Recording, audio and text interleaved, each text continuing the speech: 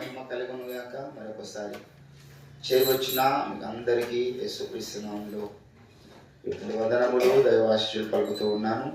నేరుగా దేవుని వాక్యాలను వెళ్దాం. ఈరోజు అందరూ కూడా సమయానికి వచ్చారు. 11 గంటలకే వచ్చేసారు అందరూ. దేవునికి స్తోత్రం. కొరింథీయులకు రాస్తున్నటువంటి మొదటి పత్రిక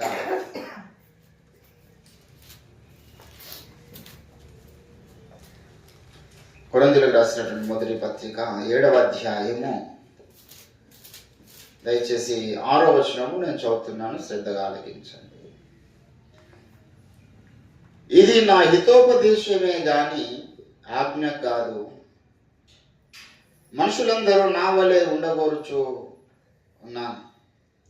అయినా ఒకడొక విధముగా మరి ఒకడు మరొక విధముగా ప్రతి మనుషుడు తనకున్న కృపావరమును దేవుని వలన పొంది ఉన్నాడు. చదవబడిన లేఖన పరిశుద్ధ భాగమును దేవుడు మన వినికిడిలో ఫలింప చేయుగాక. ప్రభునందు నాకు అత్యంత ప్రియులారా, దైవభక్తి అనేటటువంటి జీవిత ప్రయాణంలో మనతో పాటు మనకు దేవుని యొద్ద సిగ్గుపడనక్కలేని పనివానిగా పరలోక రాజ్యం వరకు చేర్చడానికి దేవుడు ఇచ్చినటువంటి బహుమానాలే అపోస్తలులు, ప్రవక్తలు, సువార్థికులు, కాపరులు, ఉపదేశకులు. ఈ 5 రకాల దైవజనులను దేవుడు మనకిచ్చినాడు. ఎందుకొరకు ఇచ్చినాడు అంటే వీరిని పరలోక రాజ్యం వరకు మనం వెళ్ళాలి. రక్షింపబడడం మాత్రమే సరిపోదు, పరలోక రాజ్యం వరకు వెళ్ళాలి. అక్కడ సిగ్గుపడనక్కర్లేని పనివాణిగా నిలబడాలి. అది అందుకొరకు 5 మందిని దేవుడు ఇచ్చింది. వేరే వాళ్ళకి అంత ఏముండదు. వాడు దేవుని నమ్ముకుంటే వాడున్న ఇంట్లో దేవుణ్ణి స్మరించుకొని ప్రార్థన చేసుకొని ఉండొచ్చు. మళ్ళీ మందిరానికి వెళ్ళడము, చర్చిలకు వెళ్ళడము, వాక్యం వినడము, లేకపోతే దైవజనుడి యొక్క హెచ్చరికలు, గద్దింపులు ఇవన్నీ ఎందుకండి? నేను నమ్మినాను, బాప్తిసం పొందినాను, నేను రక్షింపబడ్డా, ఇంట్లో ప్రార్థన చేసుకుంటే అయిపోలే, ఎందుకు చర్చికి వెళ్ళాలి, టైం అంతా వేస్ట్ కదా అని చాలా మంది అనుకోవడానికి అవకాశం ఉంటుంది. క్రైస్తవ సిద్ధాంతం దాన్ని ఒప్పుకోదు. వేరే మతాల వారికి ఏంటంటే వారు ఏదైనా దేవుని నమ్ముకుంటే వాడి ఇంట్లో ఉండొచ్చు, భక్తి సాధన చేసుకోవచ్చు. మన దేశంలో మరి హైందవ సోదరులు వాళ్ళు హిమాలయాలకు వెళ్ళి ఒంటరిగా తపస్సులు చేస్తారు. మంచు కొండల మీద కూర్చొని ఒంటరిగా తపస్సులు చేస్తారు. వారికి పెద్ద హితోపదేశము, సహవాసము, సంఘము ఇదంతా వాళ్ళు పట్టించుకోరు. హైందవ ధర్మంలో భక్తి సాధన చేస్తూ చేస్తూ చేస్తూ చేస్తూ చిట్టు చివరికి ఒక్కడిగా వాడి దైవ స్మరణలో ఉండాలి అనేటటువంటిది వారి యొక్క గమ్యం. దానికి రకరకాల ఆసనాలు వాళ్ళు సాధన చేసుకుంటూ వెళ్తారు మొదటి నుంచి మనం గమనిస్తే. దేవుడు బిడ్డలు కానీ క్రైస్తవ సిద్ధాంతం మారేదే కాదు. క్రైస్తవ సిద్ధాంతం అనేటటువంటిది యేసు ప్రభుల వారు చాలా సందర్భాలు అంటాడు, ఎక్కడ 2 ముగ్గురు అన్నాడు. ఒక్కరి గురించి మాట్లాడే, ఎక్కడ 2 లేక 3 ఏకీభవించి ప్రార్థన చేస్తారో వారి మధ్య నేను ఉంటాను. ఆయన యేసు ప్రభు శిష్యులను పంపేటప్పుడు కూడా 2 పంపినాడు. జతలు జతలుగా వారిని పరిచర్యకు పంపించినాడు. పౌలు కూడా మరి ఎటు వెళ్ళినా ఒకసారి మార్కును వెంట పెట్టుకుని వెళ్ళడము, బర్నబాను వెంట పెట్టుకుని వెళ్ళడము, లేకపోతే యోహానును వెంట పెట్టుకుని వెళ్ళడము చేశాడు. అపోస్తులందరూ కూడా చెదిరిపోయినటువంటి అపోస్తులందరూ కూడా ఇద్దరు జతలు జతలుగా వెళ్ళారు. ఎందుకు ఈ యొక్క ప్రక్రియను దేవుడు బైబిల్లో పెట్టినాడు? దేవుడు పెట్టిన బైబిల్లో ప్రసంగి గ్రంథంలో జ్ఞానం ఒక మాట ఏంటంటే, ఒంటిగాడై ఉండుట కంటే 2 కూలినుట మేలు అన్నాడు. ఎందుకంటే ఒకటి పడిపోతే ఇంకోటి లేవనెత్తాడంట. ఎందుకు మన సహవాసం కావాలి?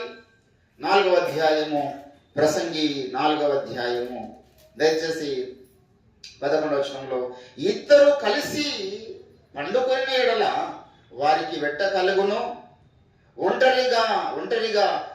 ఒంటరిగానికి వెట్ట ఎలాగు పుట్టును, ఒంటరియగు ఒకని మీద మరి ఒక్కడు పడినాడు, 2 కూడి వాడిని ఎదిరింపగలరు, 3 పేటల తాడు త్వరగా తిరిగిపోదు.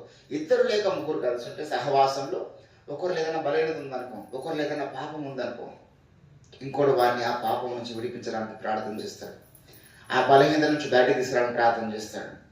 కానీ నువ్వు ఒకడివే భక్తుడు, నువ్వు వెళ్ళి తాగుబోతుల సహవాసంలో కూర్చున్నావు అనుకో, అక్కడ ఎవడు నీ గోస వినడు. నువ్వు ఒకడివే భక్తుడు, తిరుగుబోతుల మధ్య ఉన్నావు అనుకో, నీ గోస ఎవడు వినడు. నువ్వు వారితో పాటు కూడా అదే అలవాటుకు అలవాటు పడిపోతావు. కాబట్టి ఇది బిడ్డలారా, సహవాసం యొక్క ప్రత్యేకత బైబిల్లో దేవుడు మనకు చాలా చెప్పినాడు. సహవాసంలో నీవు ఉన్నప్పుడు నువ్వు దైవ భక్తిని నేర్చుకుంటావు, సహవాసంలో ఉన్నప్పుడు ప్రేమను నేర్చుకుంటావు, సహవాసంలో ఉన్నప్పుడు క్షమించడం నేర్చుకుంటావు, సహవాసంలో ఉన్నప్పుడు ఏ రీతిగా ప్రార్థించాలో నేర్చుకుంటావు. ఎవ్రీథింగ్ అన్ని దేవుడు సహవాసంలో పెట్టినాడు. సహవాసం నిర్లక్ష్యం చేస్తున్నటువంటి వ్యక్తులు భక్తులు ఎదగలేరు. చాలా మంది సహవాసం నెగ్లెక్ట్ చేస్తారు. మందిరం ఏం పోతామంటే అంటే వాడిగా రక్షణలకి తొలగిపోయే అవకాశం కూడా ఉంటుంది, మరలా నరకపాత్రుడయ్యే అవకాశం ఉంటుంది. చాలా డేంజర్ విషయం ఇది. దేవుని బిడ్డలారా, సహవాసం మనకు అవసరం. ఈ సహవాసంలో మనకి ఏం దొరుకుతుందంటే దైవజన్యత నుండి 2 సంగతులు మనకు దొరుకుతాయి. ఇక్కడ చదివినటువంటి లేఖన భాగంలో అపోస్తలుడైనటువంటి పౌలు భక్తుడు ఏమంటాడంటే, ఇది నా హితోపదేశమే కానీ ఆజ్ఞ కాదు. హితోపదేశం చెబుతున్నాడు అంటే జీవిత ప్రయాణంలో మనం ఆత్మీయ యాత్రలో వెళ్తున్న సందర్భాలలో చర్చికి వారం వస్తున్నాం, సంవత్సరాలు వస్తున్నాం. ఈ వస్తున్న క్రమంలో కొన్నిసార్లు మనకు హితోపదేశం దొరుకుతుంది. ఈ బోధ ఈ రీతిగా కొనసాగండి, ఈ రీతిగా ఉండండి.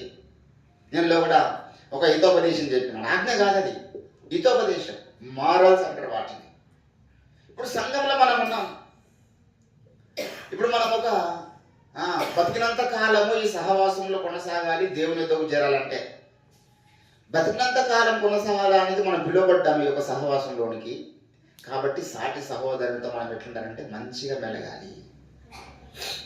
వాళ్ళతో కిరికిరి పెట్టుకొని ఎన్ని రోజుల ముందు సాగుతాం మనం. చాలా మందికి అంత దూరం ఆలోచన ఉండదు. అరే భయ్ మనం ఇప్పుడు నేను చెప్తా ఉంటాను, దాంట్లో జీవితాలలో వివాహం అయిన తర్వాత అమ్మాయి ఆ ఇంటి నుంచి ఇంటికి వచ్చేది. ఇక వీరింట్లో ఉండాలి. ఎన్ని రోజులు ఉండాలి వీరింట్లో? జీవితకాలం అంతా ఉండాలి. కాబట్టి వీరింట్లోకి వచ్చినప్పుడు భర్తతోని మంచిగా ఉండాలి, అత్తతోని మంచిగా ఉండాలి, ఇంకా తోటి కూడా ఉంటే వాళ్ళతో మంచిగా ఉండాలి, ఎవరితో మంచిగా ఉండాలి. నాకేది వేరు చెప్పేదాన్ని అందరితో గొడవలు పెట్టుకోదాం. 4 నెలల రోజులకి భర్తతో గొడవ పెట్టుకున్నది, నాకు మస్తు సంబంధాలు వచ్చినాయి, నువ్వెంత, నీ బతికెంత, నీ ముఖాన్ని నేనే ఎక్కువ అని ఏదో ఒక మాట్లాడినా. ఇక అక్కడ 1 మంత్ గొడవ స్టార్ట్ అయింది. వీళ్ళు ఎన్ని రోజులు కొనసాగాలి? మళ్ళా 60 ఏళ్ళు, 70 ఏళ్ళు, 80 ఏళ్ళు కొనసాగాలి. ఈ నెల 2 నెలల గొడవ ఈ 70 ఏళ్ళ దాకా కొనసాగుతుంది. 70 ఏళ్ళ దాకా ఈ మనసులోకి వెళ్ళిపోవాలి, 80 ఏళ్ళ దాకా మనసులోకి వెళ్ళిపోవు. అంటే స్టార్టింగ్ వీళ్ళు ఏం వేసుకుంటారు అంటే ఒక నెగిటివిటీ. అరే నువ్వు 70 ఏళ్ళు సఫర్ అవ్వడానికి పునాది కొన్ని వేసుకున్నావు. నువ్వు 70 ఏళ్ళు ఆ ఇంట్లో ఉండాలి కదా. మరి నువ్వు అత్తను తల్లిగా, భర్తను ఒక సొంత రక్త సంబంధిగా, తోటి కూడా రక్త సంబంధులుగా చూస్తే నీవే సంతోషంగా ఉండేదాన్ని. అక్కడ నువ్వు సంతోషంగా ఉండేదానివి, అవతలి కుటుంబస్తులు సంతోషంగా ఉంచే అలవాటు నీకు వస్తుంటే అంత దూరం ఆలోచన చేయాలి. నాకేంది అనేది గొడవలు పెట్టుకొని విచ్ఛిన్నం అయిపోయి మళ్ళీ విడిపోతారంటే వీరు రక్త సంబంధులు కదా. మళ్ళీ ఏదో ఒక సందర్భంలో కలవాలి, మళ్ళీ ఏదో ఒక ఆకేషన్లో కలవాలి, ఏదో ఒక ఫంక్షన్లో కలవాలి, మళ్ళీ ముఖాలు చూసుకోలేరు. ఇదే సఫరింగ్స్ ఉంటాయి. అంటే ఈ నైతిక విలువలు అనేటువంటివి అంత దూరం ఆలోచన చేయాలి, నేర్పించాలి. తల్లిదండ్రులు బిడ్డలకు పెళ్లి చేసినప్పుడే నేర్పించాలి, చెప్పాలి, బాబు అమ్మాయి నువ్వు వాళ్ళ ఇంటికి వెళ్తున్నావు, వాళ్ళ ఇంట్లో 1 రోజు 2 రోజులు కాదమ్మా, కొన్ని సంవత్సరాలు ఉంటావు. కాబట్టి నీవు అత్తను గౌరవించడం నేర్చుకో, మామను గౌరవించడం నేర్చుకో, భర్తను గౌరవించడము నేర్చుకో. అది నీకే క్షేమం. నువ్వు వాళ్ళని గౌరవించకుండా వాళ్ళతో కిరికి పెట్టుకున్నావు అనుకో, ఇక నువ్వు ఉంటావు, అక్కడే ఉంటావు, కానీ బాధపడుతూ ఉంటావు, అక్కడే ఉంటావు, ఏడుస్తూ ఉంటావు. నువ్వు ఏడుస్తూ ఉండకూడదు, బాధపడుతూ ఉండకూడదు. నీ యొక్క సంసార జీవితం సంతోషంగా ఉండాలంటే కొన్ని విలువైన విషయాలు పెద్దలుగా వారికి మారల్ ఎథిక్స్ అంటారు, ఇవి నేర్పించాలి. ఇది హితోపదేశం, ఆజ్ఞ కాదు. ఉండవా అని ఇష్టం. కానీ కొన్నిసార్లు ఆజ్ఞ ఉంటుంది ఖచ్చితంగా. ఏది ఆజ్ఞ? ఓ స్త్రీలారా మీ స్వపురుషులకు లోపడండి, ఇది ఆజ్ఞ. నేను లోపడను, నాకు సంబంధం లేదు, నేనెంత వాడెంత అన్న దేవుడు ఒప్పుకోడు. హితోపదేశం చేసినప్పుడు నువ్వు వింటావా వినవని ఇష్టం. దేవుడు బైబిల్లో ఇక్కడ పౌలు అంటాడు, పెళ్లి చేయడానికి ఒక తండ్రి తన కుమార్తె విషయంలో ఆలోచన చేస్తున్నాడు. నువ్వు పెళ్లి చేయడానికి ప్రయత్నం చేస్తే నువ్వు చాలా బాగా ప్రవర్తిస్తున్నావు. వాళ్ళు పెళ్లి చేయకుండా నీ కూతుర్ని ఒంటరిగా ఉంచాలని నువ్వు ఒకవేళ ప్రయత్నం చేస్తే మరి బాగుగా ప్రవర్తిస్తున్నావు. నాకు అడిగితే నేను ఏం చెప్తానంటే చేయకపోవడం మంచిదని చెప్తానంటే ఇది నా హితోపదేశం. నా తాత్పర్యం ఇది. హితోపదేశంలోనేమో చేయకపోతే బాగుండు నీ కొడుకు పెళ్లి, చేయకపోతే బాగుండు నీ కూతురు పెళ్లి అని చెప్తున్నాడు. హితోపదేశం, ఆజ్ఞ కాదు. మీరు అప్పుడు దాన్ని సీరియస్గా తీసుకోవచ్చు, తీసుకోకపోవచ్చు, మీ ఇష్టం. కానీ ఆజ్ఞ వచ్చినప్పుడు ఇలాగ చేయాలి మీరు అన్నప్పుడు అక్కడ ఇంకొక ఆప్షన్ నీకు లేదు. ఆజ్ఞ వచ్చినప్పుడు ఇంకా వేరే ఆప్షను లేదు. నా బోధ, నా హితోపదేశం, నా ఉపదేశం చెప్పినప్పుడు మీకు ఆప్షన్స్ ఉంటాయి. మీ మనసుకు నచ్చింది మీరు చేయొచ్చు. నచ్చితే నేను చెప్పినటువంటి హితోపదేశాన్ని మీరు స్వీకరించవచ్చు, నచ్చకపోతే తృణీకరించవచ్చు. కానీ ఆజ్ఞను అట్లా కాదు. ఆజ్ఞ వచ్చినప్పుడు తృణీకరిస్తారంటే దేవుడు ఒప్పుకోడు. అందుకే దైవజనుల యొక్క జీవిత ప్రయాణంలో మనం వారితో పాటు కొనసాగుతున్నప్పుడు 2 రకాల హెచ్చరికలు, 2 రకాల మరియు ఉపదేశాలు, 2 రకాల ఆజ్ఞలు మనకు వస్తాయి. ఒకటేమో ఖచ్చితంగా మీకు చేయాలని ఆజ్ఞలు వస్తాయి, అది దేవుని వాక్కు. కొన్నిసార్లు ఏమో వారి యొక్క అనుభవంతో చెప్పేటటువంటి మాటలు ఉంటాయి, అవి కూడా దేవుని వాక్కు తీసుకున్నవాడు దీవించబడతాడు. నీ అనుభవం ఎవరికి కావాలండి? ఎవరి అనుభవం వారికి ఉంటుంది. నా అనుభవం నాకు, నా అనుభవంలో నేను నేర్చుకోవడం నేను చేస్తా. నీ అనుభవం ఎవరికి కావాలి? ఆజ్ఞ ఉంటే ఓకే, నేను ధిక్కరించా. కానీ ఆజ్ఞ కాదు కదా, ఇలా చేయి బాబు మంచిగా ఉంటుంది నువ్వు అని చెప్తాను, వాడు చేయడు. అప్పుడు నష్టం కలగవచ్చు అవతల వ్యక్తికి. మనకి మేలు కలగవచ్చు, మన సొంత నిర్ణయాలతో వెళ్ళినప్పుడు నష్టము కలగవచ్చు. కానీ హితోపదేశమును కానీ ఆజ్ఞని కానీ సీరియస్గా స్వీకరించినప్పుడు అవతల వ్యక్తి దీవించబడతాడు. ఇక్కడ దేవుని బిడ్డలారా, పౌలు చెప్తున్నటువంటి సందేశంలో జీవిత ప్రయాణంలో 100 ప్రసంగాలు చేసినాడు ఆయన. ఇప్పుడు నేను కొన్ని 100 ప్రసంగాలు చేసిన, మన గురువు గారు అయితే 5,000 ప్రసంగాలు ఇప్పటిదాకా చేసాడు. కొన్ని యూట్యూబ్లోనే 1000 ప్రసంగాలు ఉన్నాయి. మరి ఇన్ని ప్రసంగాలలో ఏది ఆజ్ఞ, ఏది హితోపదేశమో నువ్వు వివేచించుకోవాలి. ఇక్కడ ఆ పౌలు భక్తుడు వ్యక్తిగత జీవితానికి సంబంధించి మాట్లాడుతూ ఉన్నాడు. సంఘానికి సంబంధించినటువంటి విషయంలోనేమో ఆజ్ఞలు ఉంటాయి. సంఘానికి సంబంధించిన విషయంలో మీరు ఎలాగో ప్రవర్తించాలి, దేవుడి సంఘంలో జనులు ఎలాగో నివసించాలనో అది నీకు నేను తెలియజేసిన తిమోతి, నువ్వు వారిని రీతికి హెచ్చరించు, గద్దించు, ఆజ్ఞాపించు అంటాడు. వ్యక్తిగత విషయాలు ఆజ్ఞలు లేవు.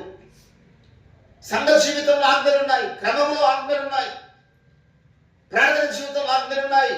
You must have fellowship, you must have prayer life, you must have breaking bread in fellowship. ఇవన్నీ ఆజ్ఞలే. సహవాసంలో ఉన్నప్పుడు మనం రొట్టె గురించండి అనేది ఇది మన హితోపదేశం. ఆజ్ఞ. ప్రార్థన చేయండి, ఆజ్ఞ. సహవాసంలో ఉండండి, ఆజ్ఞ. కానీ ఒక పిల్లని పెళ్లి చేసుకోవడం అనుకుంటున్నావు, నువ్వు పిల్లాన్ని పెళ్లి చేసుకోవడం అనుకుంటున్నావు, లేకపోతే నీ కూతురికి ఒక అబ్బాయికి ఇద్దాం అనుకుంటున్నావు, లేకపోతే ఇంకేదో ఈ వ్యక్తి నువ్వు ఒక ఇల్లు కొందాం అనుకుంటున్నావు, లేకపోతే ఒక దగ్గర ఒక వ్యాపారం పెడదాం అనుకుంటున్నావు, లేకపోతే ఇంకేదో చదువు ఉన్నదో చదువులు చదువుదాం అనుకుంటున్నావు. నీ ఇష్టం. నీ యొక్క ఈ భౌతిక ప్రపంచంలో నీవు ఎన్నో కార్యక్రమాలు చేద్దాం అనుకుంటున్నావు. అప్పుడు దైవజనుల దగ్గరికి వచ్చిన అనుకో, అయ్యగారు నేను పలానా వ్యాపారం పెడదాం అనుకుంటున్నాను, లేకపోతే నేను పలానా వివాహ సంబంధంలో వెళ్దాం అనుకుంటున్నాను, లేకపోతే ఇప్పుడు అప్పుడు వచ్చినప్పుడు దైవజనుడు నీకు ఆజ్ఞాపించాడు. ఏమంటాడంటే పలానా వ్యాపారం పెడదాం అనుకుంటున్నాను ఆయన. వాడు వచ్చి ఎదుర్కొచ్చి నా దగ్గర ఓ మిత్రుడు వచ్చాడు, అన్న నేను కిరాణా షాప్ పెడదాం అనుకుంటున్నా అన్నాడు. హోటల్, చిన్న హోటల్ పెడదాం అనుకుంటున్నా అన్నాడు. నేను హోటల్లో ఏమేమి అమ్ముతావు అన్న అంటే టీ అవన్నీ, తప్పేముంది అందులో. సో అన్నాడు, అక్కడ సారాను కళ్ళు అమ్మడానికి నువ్వు కూడుకొని నేను పలానా కళ్ళు కుప్పలు పెడదాం అనుకుంటున్నా, ఏదో ప్రార్థన చేయడం వచ్చి నాకు మనం దాన్ని ఏమంటాం, అప్పుడు హితోపదేశం చేస్తాం. ఆయన నువ్వు కళ్ళు సార్ అమ్మడం వల్ల అవతల వ్యక్తిలో కొంతమంది జీవితాలు పాడైపోతాయి, కాబట్టి అటువంటిది మనము చేయకూడదు.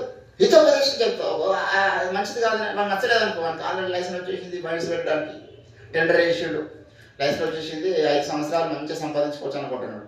నేను అర్థం చెప్పాను ఇక్కడ.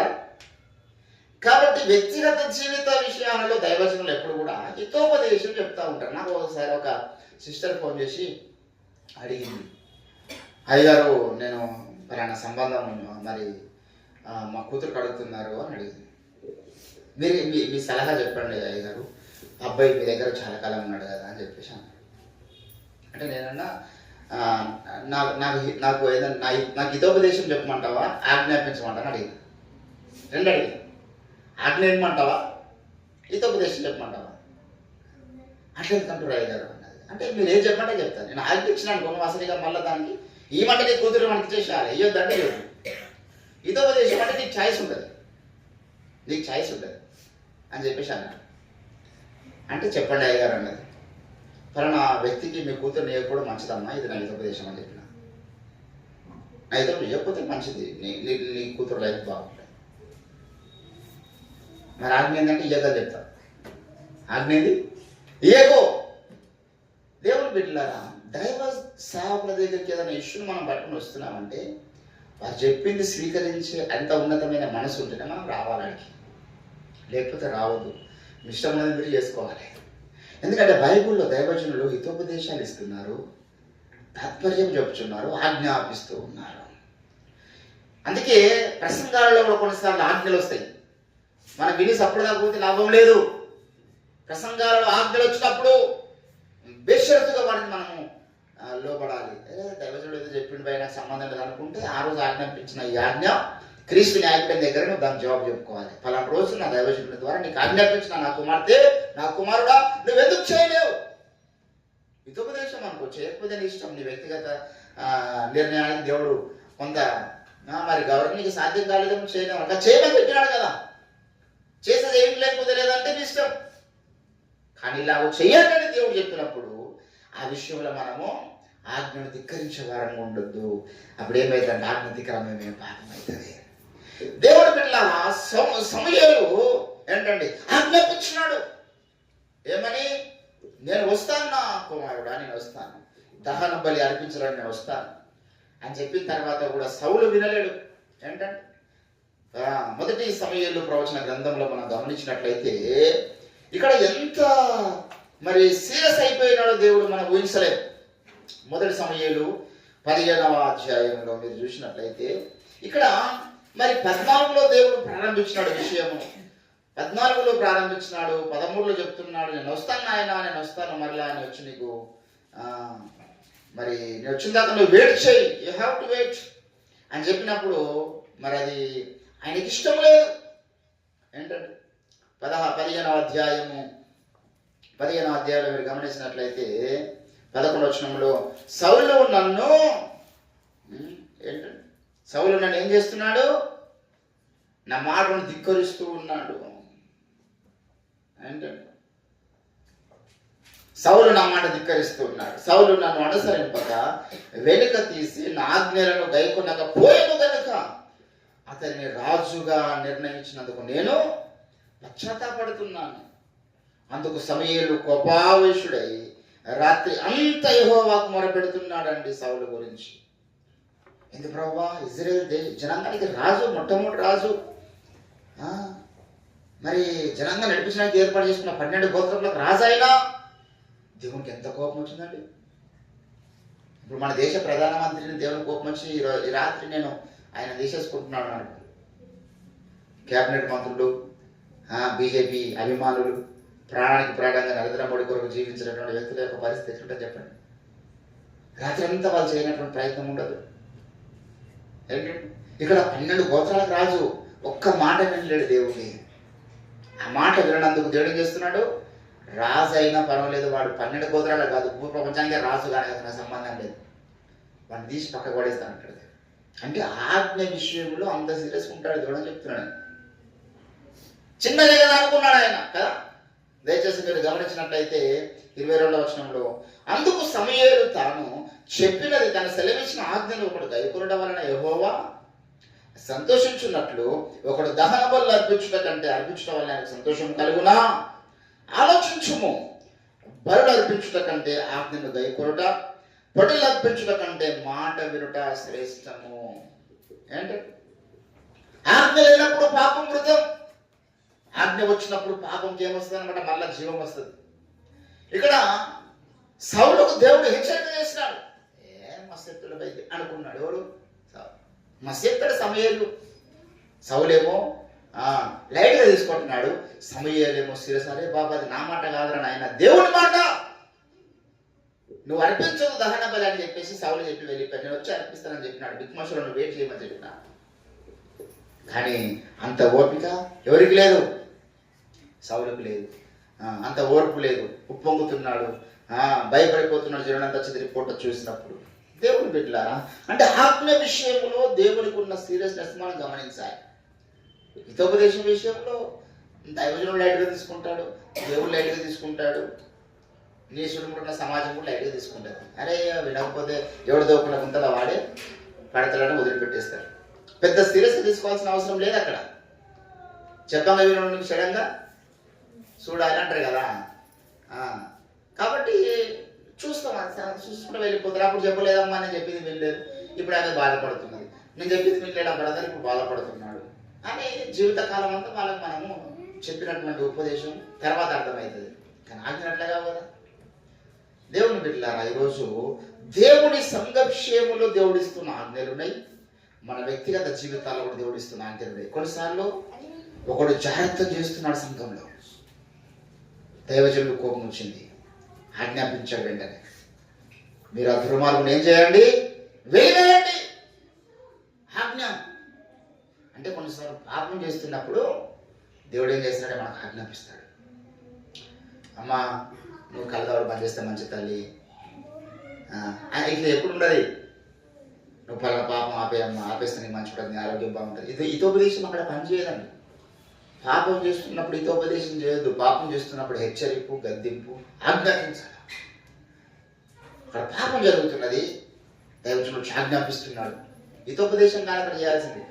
వ్యక్తిగత కొన్ని నిర్ణయాలు తెలియదు మనకు, కొన్ని విషయాలు తెలియదు మనకు, అప్పుడు హితోపదేశం అవసరం.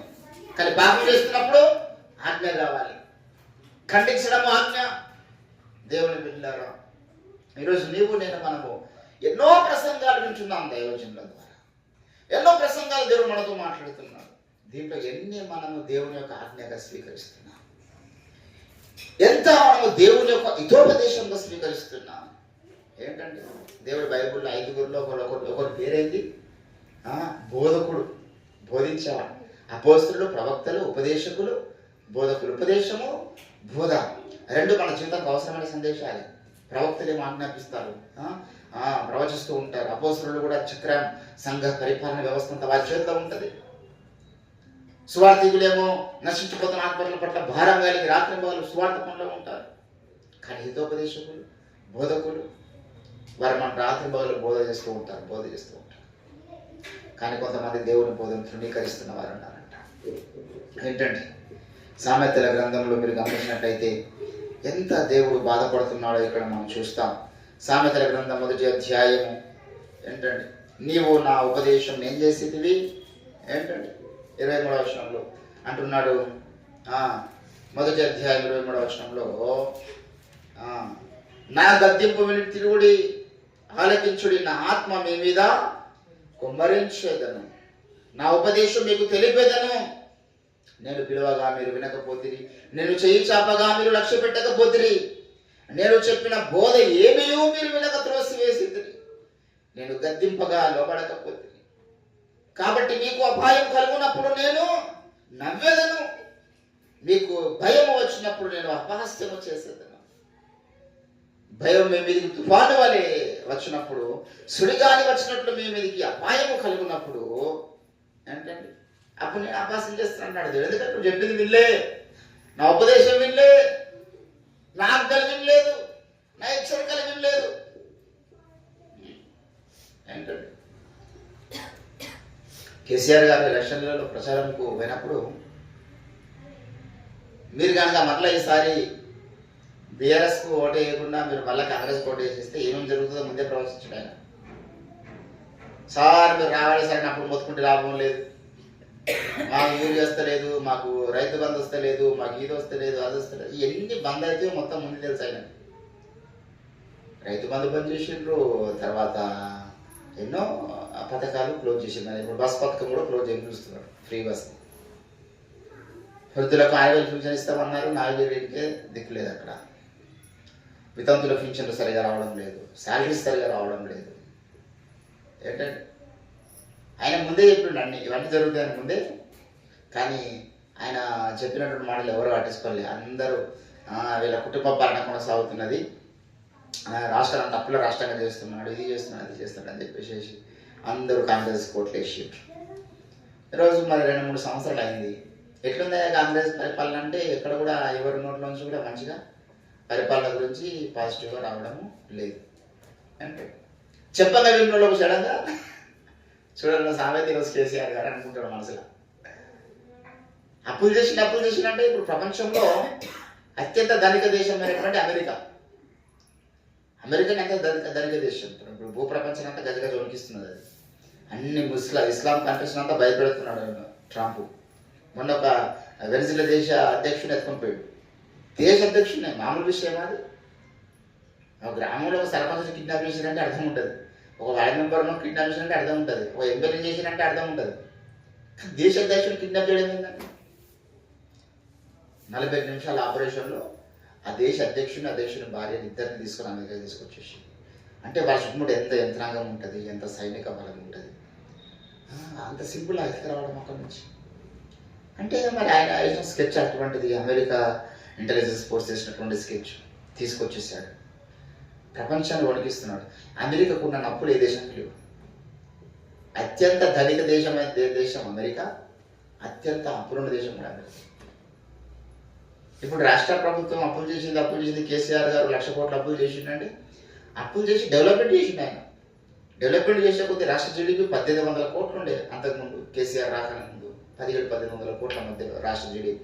కేసీఆర్ గారు వచ్చి 10 ఏళ్లలో రాష్ట్ర జీడిపిని 2,600 కోట్ల వరకు దాన్ని పెంచిండు. నెలకు కొన్ని 100 కోట్ల ఆదాయం పెరుగుతుంది కదా రాష్ట్రానికి. అప్పులు చేసినంత మాత్రమే నష్టమవుతున్నాయా కానీ వీళ్ళు దేవుని బిడ్డలారా, ఏది ఏమైనప్పటికీ నేను ఏమంటున్నా అంటే హితోపదేశం అనేటువంటిది లోకంలో ఒక రకమైన హితోపదేశం ఉన్నది. లోక సంబంధమైన మూలోపదేశములు మనకు కొన్ని ఉన్నాయి. మన జీవితానికి అవసరమైన హితోపదేశాలు కొన్ని ఉన్నాయి. అవి కొన్ని మనకు కొన్ని మారల్స్ ఎథిక్స్ మనకు టీచర్స్ నేర్పిస్తారు, కొన్ని తల్లిదండ్రులు నేర్పిస్తారు, కొన్ని సమాజం నేర్పిస్తుంది, కొన్ని చుట్టుముట్టున్న వాతావరణం మనకు నేర్పిస్తుంది. కానీ సమాజం మనకు ఆజ్ఞలు ఇవ్వదు, టీచర్లు మనకు ఆజ్ఞలు ఇవ్వరు, దేవుడు ఆజ్ఞాపించుట కారుడు. హల్లెలూయా.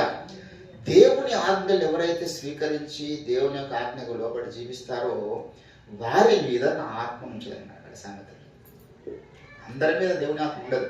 ఉపదేశం స్వీకరించి నువ్వు ఒక మంచి మనిషిగా తయారవుతావు, ఒక మంచి స్త్రీగా మంచి పురుషుడు నువ్వు తయారు కావచ్చు, కానీ ఆత్మచేత నింపబడాలంటే మాత్రం నువ్వు ఆజ్ఞకు లోపడాలి. హితోపదేశం మాత్రమే చాలండి, నాకు ఆజ్ఞలు వద్దు అంటే దేవుడు ఒప్పుకోడు, నిన్ను ఆత్మచేత నింపాడు. ఎందుకు? ఆజ్ఞ వచ్చినప్పుడు ఏమవుతుంది? నువ్వెంతో అక్కడ చంపుకోవాల్సిన అవసరం ఏర్పడుతుంది. ఆజ్ఞ కదా, అమ్మా నువ్వు పలానా రూట్లో వెళ్ళకు, ఆజ్ఞ వచ్చిందనుకో, ఆ రూట్లో నువ్వు ఏర్పాటు చేసుకున్నావు. ఆ రూట్లో కొంత దూరం పోతే నీకు 10 తులాల బంగారం ఉన్నది, ఇంకో దూరం పోతే ఒక పెద్ద బిల్డింగ్ ఉన్నది, ఇంకో దూరం పోతే మంచి 100 ఎకరాల భూమి ఉన్నది, ఇంకో దూరం పోతే మంచి పట్టు చీరలు ఉన్నాయి, ఇంకో దూరం పోతే మొత్తం పూల ఏమంటారు అది పూల బాటనే అద్భుతమైనటువంటి మార్గం ఉన్నది. దేవుడు వచ్చి అన్నాడు, ఇక్కడ వచ్చి నువ్వు ఆ రూట్లో వెళ్ళదు, ఈ రూట్లో వెళ్ళాడు. ఇక్కడ రోడే సరిగా లేదు, ఇక్కడ రోడ్ సరిగా లేదు. ఇక్కడ జీవితం ఎటు చూసినా కూడా ఎండలే, ఎడారులే, ఎటు పోయినా ఎండమావులే. అప్పుడు నువ్వు ఎంత తప్పుకోవాల్సి వస్తుంది. కానీ ఈ రూట్లో నువ్వు వెళ్ళినప్పుడు రోడ్డు సరిగా లేకపోవచ్చు, ధనధాన్యములు లేకపోవచ్చు, బంగారం వజ్రవేళ లేకపోవచ్చు, కానీ ఈ రూట్లో వెళ్ళినప్పుడు దేవుని యొక్క ఆత్మ నడిపింపు ఉన్నది. ఈ రూట్లో వెళ్ళినప్పుడు పరిశుద్ధాత్మ నింపుదల ఉన్నది. ఈ రూట్లో వెళ్ళినప్పుడు మేఘము నీ మీద నడుస్తుంది. ఈ రూట్లో వెళ్ళినప్పుడు ఆయన పగలు మేఘస్తంభం, రాత్రి అగ్నిస్తంభం నడుస్తాడు. ఆ రూట్లో వెళ్ళినప్పుడు అది లోతు నడిచిన బాట అయిపోతుంది. లోతు పైకి పచ్చగా కనిపిస్తున్న లోకాన్ని చూసినాడు, కానీ దేవుని యొక్క ఆత్మ ఆయనకు దూరం అయిపోయింది. దేవుని బిడ్డలారా, దేవుని యొక్క ఆజ్ఞకు లోపడ్డప్పుడు మన జీవితంలో ఈ యొక్క భౌతిక ప్రపంచంలో కొన్ని మనం మిస్ అయినట్టుగా కనబడుతుంది, కొన్ని కోల్పోతున్నట్టు కనబడుతుంది. అయ్యో ప్రభువా, చాలా అద్భుతమైనటువంటి మార్గం నా ముందున్నది, ఇప్పుడు నువ్వు ఆజ్ఞాపిస్తున్నావు, ఈ రూట్ విడిచిపెట్టి ఒక చిన్న రోడ్లో వెళ్ళమంటున్నావు, సమస్యలు శ్రమలు, మరి అక్కడ ఎక్కడ చూసిన సంతోషం లేదు కదా ప్రభు అంటే, నువ్వు ఎప్పుడైతే తీర్మానించుకుంటావో ఏంటండి, నాకొద్దు ప్రభువా, ఈ యొక్క మార్గం నాకొద్దు, ఆ రూట్లో మంచి బంగారం వజ్రవేళలు ఉన్నాయి కదా, ఆ రూట్ నాకొద్దు, ఆత్మచేత నడిపించబడే మార్గం నాకు కావాలంటే, ఈ ఆత్మచేత నడిపించబడే మార్గం నీకు ఎడారిగా కనబడ్డది, ఈ ఆత్మచేత నడిపించబడే మార్గం నీకు బాధలు వేదనలు కనబడ్డది కదా, నువ్వు తీర్మానించుకొని అక్కడ ఉన్నటువంటి ఆ రూట్ నుంచి నీ యొక్క మైండ్ కనుక నువ్వు డిటాచ్ చేసుకొని ఆ సంతోషకరమైన జీవితం నుంచో, ఆ యొక్క సంపదల జీవితం నుంచో, ఆ యొక్క అనుబంధాల జీవితం నుంచో నీ మనసును డిటాచ్ చేసుకొని నువ్వు దైవ సంబంధమైన మార్గంలో నీ మనసును స్థిరపరచుకోగలిగినట్లయితే, దైవ సంబంధమైన మార్గంలో నువ్వు ప్రతిష్ఠించుకోగలిగినట్లయితే నువ్వు ఆత్మచేత నింపబడతావు. రెండవది, కొంత దూరం పోయిన తర్వాత ఈ రూట్లో ఏమున్నాయో ఆ రూట్ని తీసుకొచ్చి మళ్ళీ ఈ రూట్లో పెట్టేస్తారు దేవుడు. అన్నీ వచ్చేస్తాయి మళ్ళా, ధన సంపదలు, బంగారం, వెండి, వజ్రవేళలు, బంగారు, అన్ని అవసరమైన ప్రతిదీ మళ్ళీ నీకు ఇంట్లో దేవుడు పెట్టేస్తారు. ఎందుకు? మొదటి నీ పరీక్ష కాలం. ఆ పరీక్ష కాలంలో కారణాల దగ్గర నీవు ఆ రూట్లో వెళ్తావా, ఈ రూట్లో వెళ్తావా అని దేవుడు గమనించే సమయంలో మనం ఫెయిల్ అవ్వద్దు. అవన్నీ సెకండరీ అండి. దేవుని ఆత్మ నాతో ఉంటే ఇవన్నీ నాతో వస్తాయి.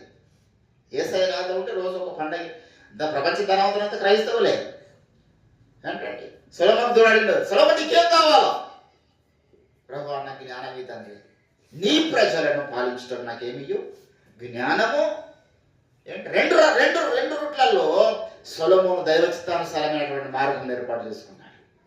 తర్వాత ఆయనకు ధనం రాలేదా, బంగారం రాలేదా? భూమి మీద ఎవరిని లేదంత బంగారం దేవుడు సొలొమోను రాజుకి ఇచ్చాడు. అబ్రహాంకు దేవుడు అన్నాడు. అబ్రహాంలో ఇద్దరు వ్యక్తుల సందర్భాల్లో దేవుడు ఏర్పడేసినటువంటి మార్గం అబ్రహాం ఎన్నిక చేసుకున్నాడు. దేవునికి ఇష్టమైన మార్గం లోతు ఎన్నిక చేసుకున్నాడు.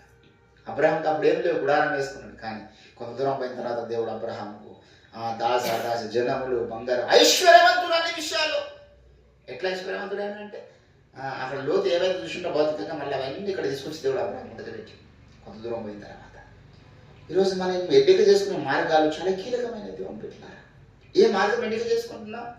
చాలా మంది వివాహ సంబంధాలు మనం గమనిస్తే వెళ్ళినప్పుడు అమ్మాయి అందంగా ఉందా లేదని చూస్తాడు, అమ్మాయి గుణం ఎటువంటిదని చూడడు, అబ్బాయి అందంగా ఉండాలి కదా చూస్తారు. ఒక్క రాంగ్ రూట్లో వెళ్ళిపోతారు. 60-70 ఏళ్ళు బాధపడాలి కాదు. అప్పుడు అందంగా ఉండడం చేసుకున్నానండి, అప్పుడు అందంగా ఉందని చేసుకున్నానండి. కానీ దైవ చిత్తానుసారమైన అమ్మాయిని చేసుకుంటే కొంత దూరం పోయిన తర్వాత అదే అందం అనుకొస్తారో దేవుడు చేస్తాడు. క్యారెక్టర్తో పాటు అందం చేయడా దేవుడు. చాలా మంది అమ్మాయిలు పెళ్లి కన్నా ముందు చాలా అందగత్తులు, పెళ్ళి 2 పిల్లలు పుట్టిన తర్వాత వాళ్ళ ముఖం చూడబుద్ధి కాదు. కానీ కొంతమంది పెళ్లి కన్నా ముందు చాలా హీనంగా మంచిగా, కానీ పెళ్ళి 2 పిల్లలు పుట్టిన తర్వాత వాళ్ళకి అందం వస్తుంది. రివర్స్ అయితే ఈ గేరు చాలా అందంగా వాళ్ళు 60-70 ఏళ్ళు జీవితం లైఫ్ లీడ్ చేస్తారు. పెళ్లి కన్నా ముందు అందంగా ఉండదేమో, తర్వాత లోపది కాకుండా అయిపోతుంది. మనకు తెలియదు కదా భవిష్యత్తు. దేవుని యొక్క చిత్తానికి లోపడం నేర్చుకున్నప్పుడు మన జీవితంలో దేవుని బిడ్డలారా దేవుని యొక్క ఆత్మచేత నింపబడి వెళ్ళడానికి పూనుకుంటాం. అంటే నీకు ఆజ్ఞ లోపల మనసు రావాలి. అరే దైవజనుడు ఆజ్ఞాపిస్తున్న భయ్, నాకు సంబంధం లేదు, ఆ రూట్లో ఏమైనా ఉండను కాక, ఆ రూట్లో ఎటువంటి ఆశీర్వాదాలను నాకు కనబడను కాక, కంటికి భౌతిక సంబంధం లేదు, దైవజనుడు ఆజ్ఞాపించాడు, ఇది దేవుని వాక్కు, నేను దీన్ని మస్టర్డ్ షుడ్గా ఉపయోగవాల్సిందే. తృణీకరించినాం అనుకో, ఇక నీకు కొంచెం దూరం పూలపేట కనబడుతుంది, కొంచెం దూరం సంతోషాన్ని ఇచ్చినటువంటి జీవితం కనబడ్డట్టుగా ఉంటుంది. అవతలి పోయిన తర్వాత నరకం అనుభవిస్తావు. సాతాను మొదట ఎప్పుడైనా వాడు ఏం చేసినాడు? అవ్వమ్మ మొదట రమ్యమైనదిగా కనబడ్డట్టు చేసినాడు. కళ్ళకు చూస్తే అవ్వమ్మ అట్రాక్ట్ అయిపోయిందంట, దానికి ఆకర్షితురాలు అయిపోయింది. కానీ ఆ ఒక్క పండుగ వాళ్ళ జీవితం సర్వనాశనం చేసుకున్నది. సాతాను ఎప్పుడైనా వాడు మనకు ముందే కచ్చరా రోడ్డు చూపించాడు, ముందే మనకు సమస్యలు బాధలు ఉన్నటువంటి జీవితాన్ని చూపించాడు. ఒక బ్రైట్ ఫ్యూచర్ని కళ్ళకు చూపిస్తాడు వాడు కళ్ళ ముందు. ఈ రూట్ నాకు చాలా బాగుంది, ఈ యొక్క సంబంధం నాకు చాలా బాగుంది, లేకపోతే ఈ యొక్క ఉద్యోగం నాకు చాలా బాగుంది, ఈ లైఫ్ నాకు చాలా బాగుంది, ఈ ప్లేస్ చాలా బాగుంది అని అనుకుంటే ఎట్లా చేస్తాడు మొదటిగా. దేవుని బిడ్డలారా, నేను గజ్వేల్కి మొదటిసారి వచ్చినప్పుడు ఇక్కడ పరిచయలో ఉండిపోదాం అనుకున్న సమయంలో ఏముంది గజ్వేల్? మొత్తం అంతా పాడుబడ్డ రోడ్లు, చిన్న చిన్న రోడ్లు, నడుచుకుంటూ పోయే పరిస్థితి ఈ రోడ్లలో. ఎటు చూసినా ఏం లేవు, బిల్డింగులు లేవు, ఏం లేవు. 2011లో మరి దైవజనుడు ఇక్కడ ఉండమని చెప్పిండు, ఆజ్ఞాపించుడు. ఆయన మాట మీద ఉండిపోయింది అంతే. ఇక్కడ నాకు తెలిసిన ఎవరు, నా చుట్టాల మందాలు ఎవరు లేరు, తెలిసిన ఎవరు లేరు. నేను చాలాసార్లు నేను నాకు చాలా ఇష్టపడేది ఏంటంటే హైదరాబాద్ ప్రాంతంలోనే సేవ చేయాలనుకున్నాను. మా ఊరి దగ్గర ఉండి సేవ చేయాలి, మా ఇంటి దగ్గర ఉండి సేవ చేయాలని అనుకున్నాను, తిరిగి అడుచుడు ముగ్గురు. కానీ దేవుడు చిత్తమది కాదు, ఇక్కడ ఉండమండి ఇక్కడ ఉన్నాం. ఇప్పుడు 17 సంవత్సరాలు అయిపోయింది. దేవుని మాటకు లోబడి 17 సంవత్సరాలు ఇక్కడ ఉన్నాం. అరే మన ద్వారా గొప్ప కార్యాలు జరుగుతున్నాయా లేవా, సంఘాన్ని నిర్మిస్తున్నామా, కుటుంబాన్ని సంపాదిస్తున్నామా, సువార్త ప్రకటిస్తున్నామా అనేది తర్వాత సంగతి. ఆయన ప్రణాళికలో ఉన్నప్పుడు అన్ని కార్యక్రమాలు జరుగుతాయి. ఒక్కోసారి నేను స్వార్థ ప్రకటించినప్పుడు 10 మంది 20 మంది ఎట్ టైం మారమరుసు పొందిన వాళ్ళు ఉన్నారు, రక్షింపబడ్డవారు ఉన్నారు. కొన్ని సభలలో వెళ్ళినప్పుడు ఒక్కో రోజు 10 మందికి 15 మందికి బాప్సాలు కూడా ఇచ్చేసారు దినాలు ఉన్నాయి. ఆయన టైం వచ్చినప్పుడు ఆత్మకార్యాలు జరుగుకుండా వెళ్ళిపోతాయి. కానీ దేవుని మాట గులాబడి మనం ఎంత డెడికేటెడ్గా ఉన్నాం అక్కడ అనేది ముఖ్యం. దేవుని బిడ్డలారా, ఒకవేళ నేను ఇక్కడ ఉన్నా 60 ఏళ్ళు 70 ఏళ్ళు 80 ఏళ్ళకి నా జీవితం అంతమైపోతుంది. అంతమైపోయిన తర్వాత కూడా నాకు ఏం సేవ లేదనుకో, పరలోకం పోయిన దేవుడు అంటాడు, నువ్వు నా దాసుని మాటకు లోపడకుండా కదా, ఆ ఉన్నందుకే నువ్వు కొన్ని లక్షల ఆత్మలు సంపాదిస్తున్నావు, అక్కడ పెద్ద బహుమానం ఇస్తాడు. లక్షల ఆత్మలు సంపాదించినటువంటి సతీష్ కుమార్కి ఎంత పెద్ద బహుమానం ఉంటుందో అంత పెద్ద బహుమానం నా గురించి దేవుడు ఆశ్చర్యపడాల్సిన అవసరం లేదు. ఎందుకంటే నా మాటకు లోపడి ఉన్నాడు అక్కడ. దేవుని మాటకు లోబడడం ముఖ్యం. మనం ఎన్ని ఆత్మలు సంపాదిస్తున్నాం ముఖ్యం కాదు, ఎంత సువార్త చేస్తున్నాం అనేది ముఖ్యం కాదు. దేవుని మాటకి ఎంత మనం లోబడుతున్నాం, దేవుని యొక్క ఆజ్ఞకి ఎంత లోబడుతున్నాం. ఇది నా హితోపదేశమే కానీ ఆజ్ఞ కాదు అంటే ఆజ్ఞాపించినటువంటి సందర్భాలు కూడా ఉన్నాయి. పౌలుకు ఆ హక్కు కూడా దేవుడు ఆయనకి ఇచ్చినాడు.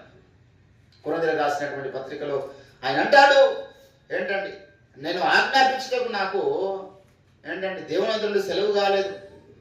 దయచేసి 7వ అధ్యాయము 25వ వచనంలో ఒకసారి, కన్యకల విషయమై ప్రభు యొక్క ఆజ్ఞను నేను పొందలేను గాని నమ్మకమైన వాడై ఉండటకు ప్రభు వలన కనికరము పొందిన వాడనైన తాత్పర్యము చెప్పుచున్నాడు. కన్యకల విషయంలో దేవుడు ఆయనకు ఆజ్ఞాపించలేదంట. ఏంటంటే వాళ్ళు ఎప్పుడు ఎదిగి ఉంటారో మనం ఊహించలేం. కొన్నిసార్లు వాళ్ళు వివాహం చేసుకోకుండా ఉందామనుకుంటారు, కొన్నిసార్లు వెంటనే మంచి సంబంధం వచ్చిందంటే పెళ్లి చేసుకుంటామంట. అర్థం కాదు వాళ్ళు అంటారు. ఇవన్నీ చెప్తాడు అక్కడ పైన. తిమోతికి రాసినటువంటి పత్రికలో కూడా మరి మనకు ఈ యొక్క హెచ్చరికలన్నీ కూడా కనబడతాయి. తిమోతికి రాసినటువంటి మొదటి పత్రిక 5వ అధ్యాయము 10వ వచనంలో ఏమన్నాడు?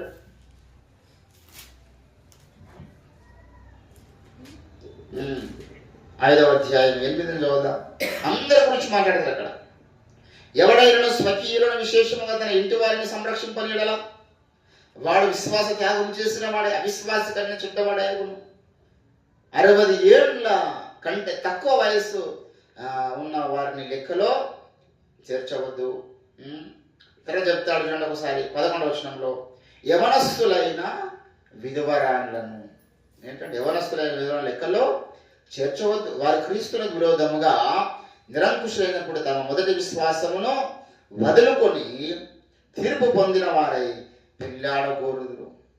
ఏంటంటే కొంతమంది చెప్తున్నాడు, యవన కాలంలో ఏదో జరిగింది, భర్త చనిపోయాడు, ఆమె ఇంకో పెళ్లి చేసుకునే అవకాశం ఉన్నది, ఆ విషయంలో ఆజ్ఞాపించొద్దు, ఆ విషయంలో ఆమె నిర్బంధించొద్దు, నువ్వు చేసుకోకూడదని ఆజ్ఞాపించొద్దు. అక్కడ అది ఆమె స్వేచ్ఛ కుదిరి పెట్టుకున్నాడు. ఇక్కడ ఎంత మంచి ఉపదేశం చూడండి.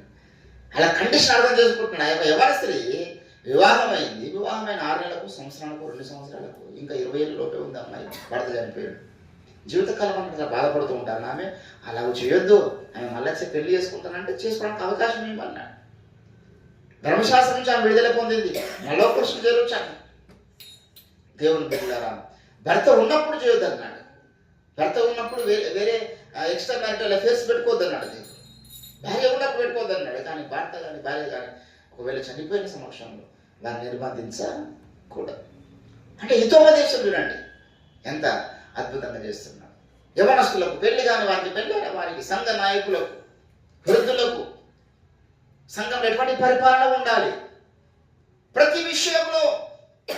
అంటే దేవుని యొక్క హితోపదేశమును కూడా మనం చాలా సీరియస్గా పట్టించుకోవాలి. ఆజ్ఞలు మాత్రమే పట్టించుకుంటానంటే నువ్వు జీవితంలో అంత త్వరగా ఎదగలేవు, ఆత్మచేత నింపబడతావు, దేవుని యొక్క కృపను పొందుతావు. కానీ హితోపదేశం కూడా స్వీకరించినట్లయితే నువ్వు దేవునికి పనికొచ్చే పాత్రగా తయారవుతావు. ఈరోజు మనం దేవుని బిడ్డలారా దేవుని ఆజ్ఞలు స్వీకరిస్తాము, సీరియస్గా తీసుకుందాం. అంతేకాదు హితోపదేశం కూడా సీరియస్గా తీసుకుందాం. ఏదో బోధ చెప్పిండు చేసింది అన్ని మనం చేస్తాము, అన్ని మన వాళ్ళు అయితే అని అనుకోవద్దు. అన్ని చేయడానికి ప్రయత్నం చేయాలి. నేను ఎప్పుడు అదే అనుకుంటాను.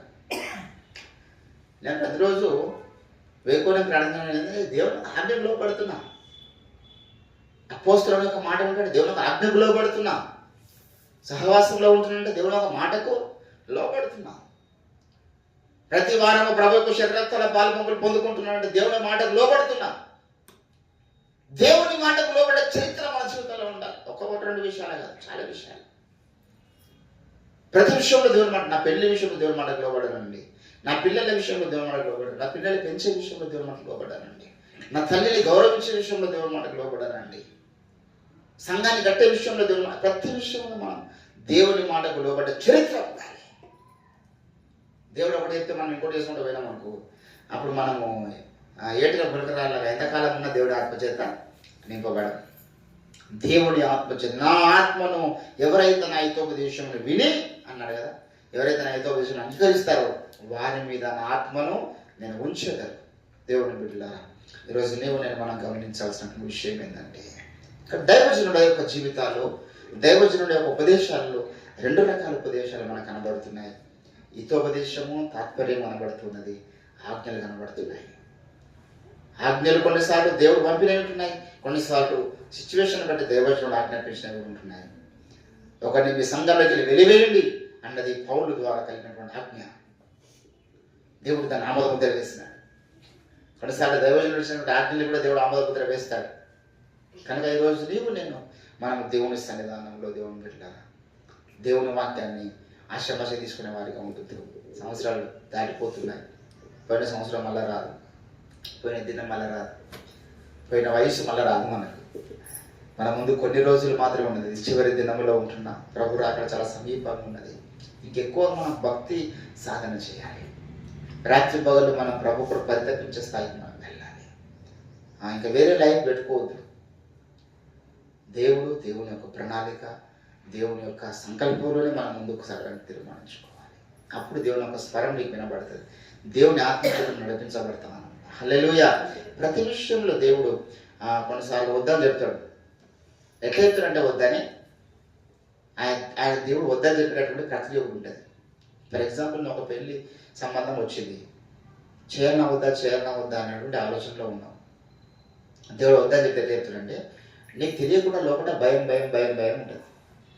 ఏ కార్యక్రమం అయినా, ఏదైనా ఒక వ్యాపారం పెట్టి, ఇప్పుడు నేను ఈ వ్యాపారం పెడదాను, నాకేం భయం లేదు.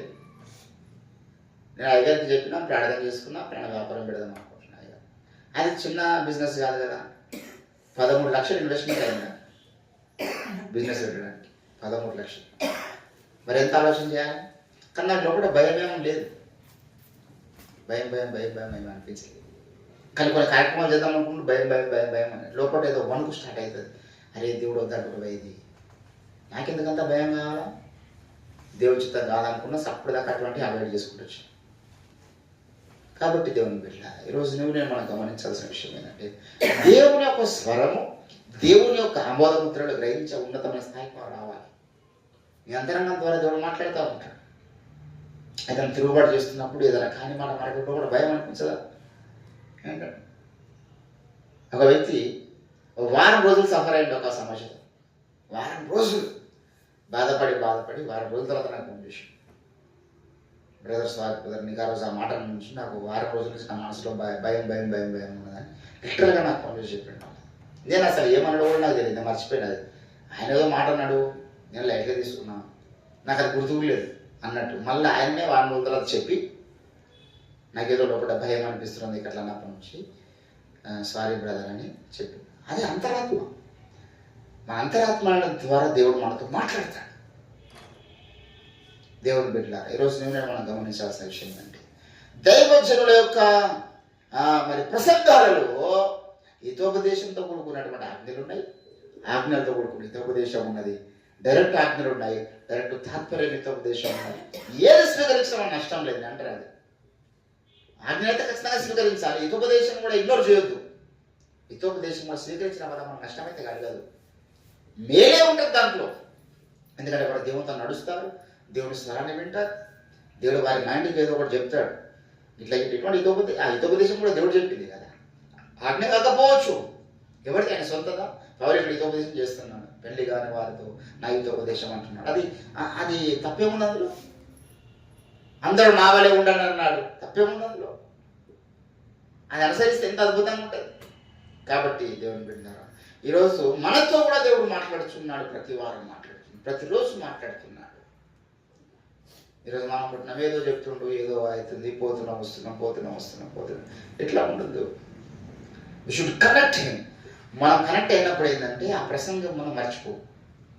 కనెక్ట్ కాకపోతే ఏంటంటే ఆ కూర్చున్నంతసేపు బాగా అనిపిస్తుంది, బయటకు వెళ్ళిన తర్వాత మళ్ళీ ఏం విన్నామో కూడా మనకు తెలియదు.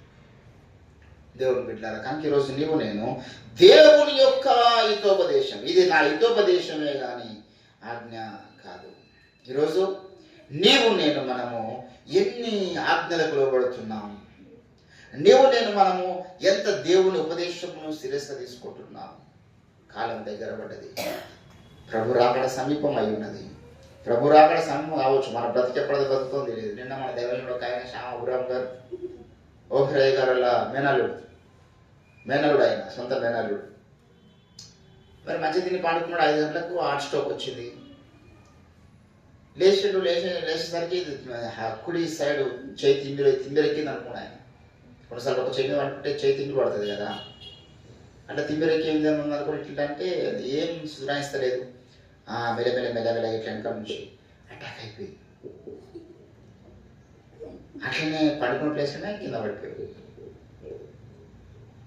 అటాక్ వచ్చి చనిపోయాడు. చెప్పగలుగుతాం అదే మంచి ఆరోగ్యవంతులు, ఏ నొప్పిలో రోగులే. ఎంత మనిషికి జీవితం ఏర్పాటిది, గర్వం, రాగద్వేషాలు ఎందుకంటే బ్రతికినంతకాలం నిలుగుతో మంచిగా బ్రతకాలి, సంతోషంగా ఉండాలి, ఎవరితో శత్రుత్వాన్ని పెంచుకోవద్దు. ఎందుకంటే మన జీవం కొద్దిపాటిది. మాట్లాడుతూ మంచి ఆరోగ్యం, చిన్న వయసు, నాకు తెలిసి ఎంత 38 40 ఉంటాడు అంతే, అంతకని వయసు కాదు. 2 చిన్న పిల్లలు ఉన్నారు. అట్లా ఎంతో మందిని చూస్తున్నాం. ఏంటంటే నిన్న ఒక అమ్మాయి సిద్దిపేటలోనే ఆమె ఎంబీబీఎస్ చేసింది కదా, ఏదో అమ్మాయి సిద్దిపేటలో ఎంబీబీఎస్ చేసింది. ఉస్మానియాలో ఆమె హైదరాబాద్ ఇంటర్వ్యూ చేసి ఎంబీబీఎస్ చేసింది. ఎంబీబీఎస్ టాప్ దళితురాలు, ఎస్సీ అమ్మాయి. తర్వాత సిద్దిపేటలోనే పరిచయమైన ఒక డాక్టర్తో ఆమె నిన్న మొత్తం అదే వైరల్ సోషల్ మీడియా అంతా. డాక్టర్తో ఆమె ప్రేమలో పడింది. వాడి కులం తక్కువ అని తెలిసి రిజెక్ట్ చేసి కొంతకాలం లవ్ చేసి ఈ ఎస్సీ అమ్మాయిని చేసుకుంటే మా ఇంట్లో ఒప్పుకోరు, నాకు వద్దని చెప్పేసి రిజెక్ట్ చేసి మనస్తాపానికి గురైపోయి ఆమె మరి ఏదో కెమికల్ తెచ్చుకొని గ్లూకోజ్ ద్వారా తీసుకున్నది. గ్లూకోజ్ ద్వారా ఎక్కించుకున్నది. ఆమె మామూలు గ్లూకోజ్ పెట్టుకున్నట్టే గంట చేపటికి తీసుకోగలిపోయింది. హాస్పిటల్ తీసుకొచ్చి హైదరాబాద్ చనిపోయింది. ఆమె ఎంబీబీఎస్లో టాప్ అని కళ్ళు మూసుకొని గవర్నమెంట్ జాబ్ వచ్చేది. కొంతకాలం కష్టపడుతుంది. ఎంబీబీఎస్ డాక్టర్ అంటే మా నెలకు 2 లక్షల జీతం ఉంటుంది. పాపం కుటుంబానికి అన్యాయం చేసింది. ఆవేశం, అరే వాడు లేకపోతే లోకంలో మొగలే లేరా? ఏముంది వాళ్ళు? నువ్వు మంచి ఉద్యోగం చేస్తే నీ లైన్ పెడతావు అవుతారు. క్యారెక్టర్ లేదు, చదువులు నేర్చుకుంటున్నారు కానీ మారల్స్ తెలియదు, జీవితం తెలియదు. కనిపించినటువంటి తల్లిదండ్రులు ఇచ్చినటువంటి బహుమానం అదే. వాళ్ళకి ఎరితేనో వాదుకున్నావా నేను? దేవుని బిడ్డ వాడంతా కులగర్వం ఉన్నాడు. నువ్వు వాడిని ముందుగా కొట్టాలి. వాడు చెప్పుతో సమానంగా చూడాలి. ఆడుకున్నాడు కాదు. వాడు పెద్ద అగ్రవారుడు, బ్రాహ్మణుడు, క్షత్రుడు, వైశ్యుడు కాదు. వాడు కూడా ఒక శూద్రుడే. వాడు ఏదో బీసీ సామాజిక వర్గం చెందిన వాడు. అంటే దేవుని బిడ్డ సమాజంలో ఈరోజు చాలా మందికి ఉపదేశం లేదు. ఉపదేశం చేయాలి, నేర్పించాలి. తల్లిదండ్రులు నేర్పించాలి పిల్లలకు. మన భారతదేశంలో ఈ చెత్త వ్యవహారం అంతా రివర్స్ ఉంటుంది. ఇక్కడ అవసరమైన చెప్పరు, అపవిత్రం అవసరం మాట్లాడతారు అంటారు. నేర్పించాలి పిల్లలకు. అదే వేరే దేశాలు పోయి మన అంత చిన్నప్పటి నుంచే పిల్లలు నేర్పిస్తారండి. మారల్స్ అని నేర్పిస్తారు. ఇట్లా ఉండాలి, లైఫ్ ఇది, ఇటువంటి మనుషులు ఎదురవుతారు, ఈ రీతి బిహేవ్ చేస్తే వాళ్ళని ముందుకు రావచ్చు. అప్పుడు ఏ రీతి ఉండాలనో అని నేర్పిస్తారు వాళ్ళకు. ఏది గుడ్ టచ్, ఏది బ్యాడ్ టచ్ నేర్పిస్తారు. మన దగ్గర అట్లా కాదు. అమెరికా లాంటి దేశాల్లో కానీ లేకపోతే ఇంకా అభివృద్ధి చెందిన దేశాల్లో వెళ్ళి ఒక అందమైన అమ్మాయి అనిపిస్తుంది అనుకో, ఆమె పోయి how are you are looking so beautiful అంటే ఆమె మంచిగా సంతోషంగా రిసీవ్ చేసుకుని థ్యాంక్ యూ బ్రదర్ అని ఆమె ఆ కాంప్లిమెంట్ని అప్రిషియేట్ చేస్తే సెకండ్ చెల్లిపోతుంది. పెద్ద ఇష్టం కాదు, వీళ్ళకి కూడా ఏం అర్థం కాదు. ఎంత మంచిగా రిసీవ్ చేసుకున్నాను ఆమె అనుకుంటా. అదే భారతదేశంలో ఇప్పుడు పోయి you are looking so beautiful అంటే ఎవడెవరో నువ్వు, ఎవరికి పుట్టావో నువ్వు, లొల్లి అవుతుంది ఆ రోడ్డు మీదుగా. నన్ను బ్యూటిఫుల్ అంటావా? అర్థం చేసుకునే మైండ్ లేదు. అంటే ఏం జరిగింది అసలు అక్కడ? వాడు ఏదో మీరు చాలా అందంగా ఉన్నారని అంటే థ్యాంక్ యూ అలా నీ అందరినీ పోలేదు కదా, థ్యాంక్ యూ వెళ్ళిపోతే అయిపోతుంది. వాడు మన ఇంటికి వస్తారా, నీకు పెళ్ళి వేసుకుంటా ఆ రోజు లొల్లి పెడతారా మన దగ్గర. అదే దేశంలో అదే కామన్ సెన్స్ ఉండదు మన భారతదేశంలో చాలా విషయాలు. దేవుణ్ణి బిడ్డలారా ఈరోజు మనము మారల్స్ నేర్చుకోవాలి, నైతిక విలువలను నేర్చుకోవాలి. అట్ ద సేమ్ టైం దేవుని విలువలకు అనుభవపడి ఉండాలి. హల్లెలూయా. ఈ లోక జ్ఞానంతో పాటు దైవ జ్ఞానం కూడా మనకు కావాలి. లోక జ్ఞానం మాత్రం ఉంటే సరిపోదు, దైవ జ్ఞానం లేకపోతే మనం భ్రష్టులం అయిపోతాం. ఈరోజు దేవుని చాలా మంది లోక జ్ఞానం ఉన్నది, దైవ జ్ఞానం లేదు. అందుకే జీవితాలు ఎందుకు పనికిరాకుండా అయిపోతున్నాయి. లోక జ్ఞానంతోనే ఆలోచిస్తారు, ఏది ఆలోచించినా దైవ జ్ఞానంతో ఆలోచించడం లేదు. కనుక నీవు నేను ఇక్కడ పోవాలంటున్నాడు, మనము దేవుని ఆజ్ఞలను స్వీకరించాలి, దేవుడు దైవజనుల ద్వారా ఇస్తున్న తాత్పర్యం కూడా మనం స్వీకరించాలి, వారి హితోపదేశం కూడా మనం అంగీకరించాలి. కనుక మనం వింటున్న ప్రసంగాలలో ఎన్ని ఆజ్ఞలు ఇంతవరకు మనం టేకప్ చేసినాము, ఎంత హితోపదేశాలు మనం టేకప్ చేసినాం. అయ్యగారు 2014లో ఉమెన్స్ ఫెలోషిప్లో ఒక ప్రసంగం చేసింది. అప్పటికి ఇంకా విశ్వచరిత్ర గ్రంథంలో రాస్తున్న టాపిక్ అది. అందరూ మోసకరము సౌందర్యం అనేటటువంటి అంశం ఆయన స్త్రీల సహవాస కోరికలో చెప్పిన ఆ ప్రసంగం.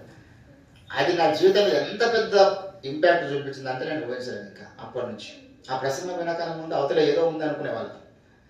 ఆ ప్రసంగం విన్న తర్వాత మొత్తం బట్టబయలు అయిపోయింది అంత. అప్పటి నుంచి ఇప్పటిదాకా నా జీవితంలో ఇంకా ఆశోధన లేదు. అట్లా దేవుడు విడుదల ఇచ్చినాడు. అంత దూరం నాకు అది ప్రత్యక్షత కలిగించింది జీవితానికి సంబంధించి. వినాలంటే విన్నప్పుడు ఇప్పుడు ఇదే 2014లో విన్న ప్రసంగం ఇప్పటికీ నాకు అక్షరాలు గుర్తుంది. అక్షరాలు ఏం చెప్పినా నాకు తెలుసు, అది నేను ఎట్లా పాటిస్తున్నాను అప్పటి నుంచి ఇప్పటిదాకా నాకు తెలుసు. 2014 నుంచి అంత సీరియస్గా వినాలి వాక్యాలని చెప్తున్నాను నేను. ఇప్పుడు మీకు 2014లో ఏం చెప్పి నేను గుర్తున్నది? 2014 దాకా ఎందుకు పాస్టర్ గారు? పోయిన వారం చెప్పిందే మాకు గుర్తులేదు, పోయిన వారం ఏం చెప్పిందో గుర్తులేదు, ఇంకా 2014 ఏం గుర్తుంటుందండి? దేవుని బిడ్డలారా, కనుక నీవు నేను మనం గమనించాల్సిన విషయం ఏంటంటే సీరియస్గా దేవుని యొక్క వాక్యాన్ని పట్టించుకున్నాం. ఈ 2026 సంవత్సరం ఇది మనం ఆశీర్వకరంగా మారే సంవత్సరం. ఇది మన శ్రమలు కష్టాలతో కూడుకున్న జీవితం ఉండదు. ఇంకా 2026 సంవత్సరం నువ్వు ఒక దీవించబడ్డ వ్యక్తిగా ఉంటావు. నీ రక్త సంబంధులు అందరూ దీవించబడతారు, నీ కుటుంబం దీవించబడుతుంది, నీ ద్వారా అనేకులకు మేలు జరిగిస్తాడు దేవుడు. 2026 ఎప్పటికీ మనకి ఇంకా ఈ కష్టాలు శ్రమలు ఇదే లైఫ్ దేవుడు మనకి ఫిక్స్ చేయలేదు. అయిపోయింది, ఆ టైం అయిపోయింది. ఇంకా మన దీవించబడే టైం ప్రారంభించబడింది. హల్లెలూయా. మనం చేయాల్సిన పని ఒకటే, దేవుని ఆజ్ఞకు లోబడాలి, దేవుని ఉపదేశానికి లోబడాలి, దేవుని ఆత్మ చేత నింపబడడానికి మనము కంకణం కట్టుకోవాలి. అటువంటి 3 ఈ ప్రాముఖ్యమైన విషయాల మీద మనము ఒక తీర్మానం తీసుకుందాం. రండి, దేవుడి కొద్ది మాటలు మన వెనుకలో ఫలింపచేయను గాక ఒక నూతన తీర్మానంతో మనం ముగించుకుందాం ప్రభు సన్నిధిలో. దేవా, నీ ఉపదేశము మాకు అవసరం, నీ యొక్క ఆజ్ఞలు మాకు అవసరం. పరిశుద్ధాత్మ చేత నింపబడడానికి నాతో మాతో మీరు మాట్లాడిన ప్రతి మాటను బట్టి నీకు స్తోత్రాలు చెల్లిస్తూ ఉంటున్నాను. అందరం కూడా ఒక నూతన తీర్మానం తీసుకుందామా దేవుని బిడ్డలారా? ప్రభు సన్నిధానంలో స్తుతి స్తుతి స్తుతి స్తుతి స్తుతి స్తుతి. దైవమా, సంఘ క్రమం విషయంలో నీ ఆజ్ఞలు ఉన్నాయి, మేము క్రమంను నిర్లక్ష్యం చేస్తున్నామేమో. మా వ్యక్తిగత జీవితాలు కూడా మీ ఆజ్ఞలు ఉన్నాయి, ఆయన ఏంది మాకు చెప్పేది అని దైవజనుల యొక్క ఆజ్ఞని తృణీకరిస్తున్నామేమో.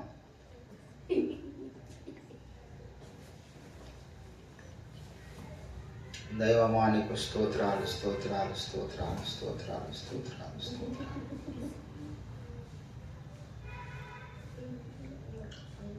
హల్లెలూయా హల్లెలూయా హల్లెలూయా.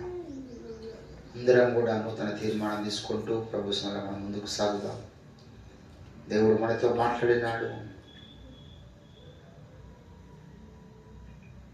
ఎన్నిసార్లు దేవుని యొక్క ఆజ్ఞని మనం అంతరాత్మతో దేవుడు గద్దించిన లోపల ఇది చేస్తున్నప్పుడు భయం భయం భయం భయం అనిపించినప్పటికీ మనం దాన్ని నిర్లక్ష్య పెట్టి ఎన్నిసార్లు మనం దేవుని యొక్క ఆజ్ఞను ధిక్కరించినాము. దేవుని బిడ్డలారా,